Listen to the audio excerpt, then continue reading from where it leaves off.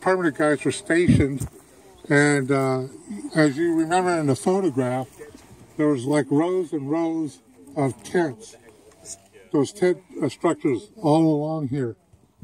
And as you can tell, well, over time, water has really eroded a lot of this area. And aside from that, they also bulldozed a lot of this area up, creating these piles of debris all around the area. This is the main water tank, and like I told everybody else, you can see there's inscriptions in there over various times, going up to 1944, when they would come out, fix it and modify it, make it more efficient. This is the main source of water for them. It's not a well. The real well for them was down, all the way down in the area near the lake bed itself. That's Locust 19. It took a while to find that one just because we had to look at it.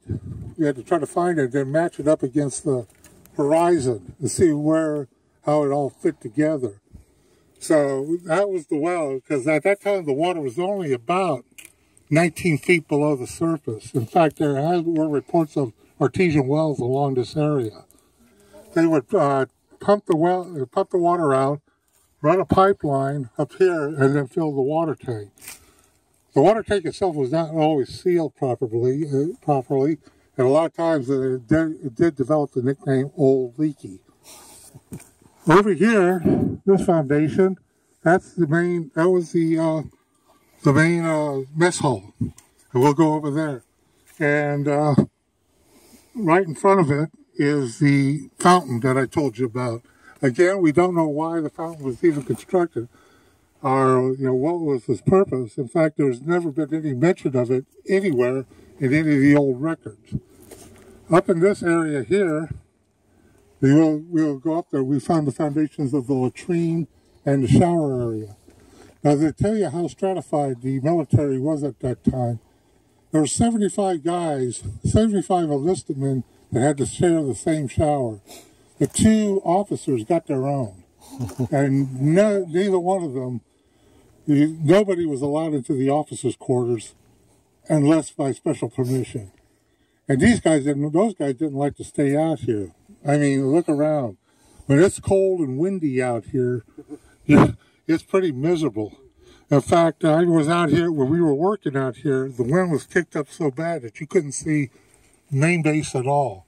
And it was almost like a whiteout. So those guys, so rank has its privileges.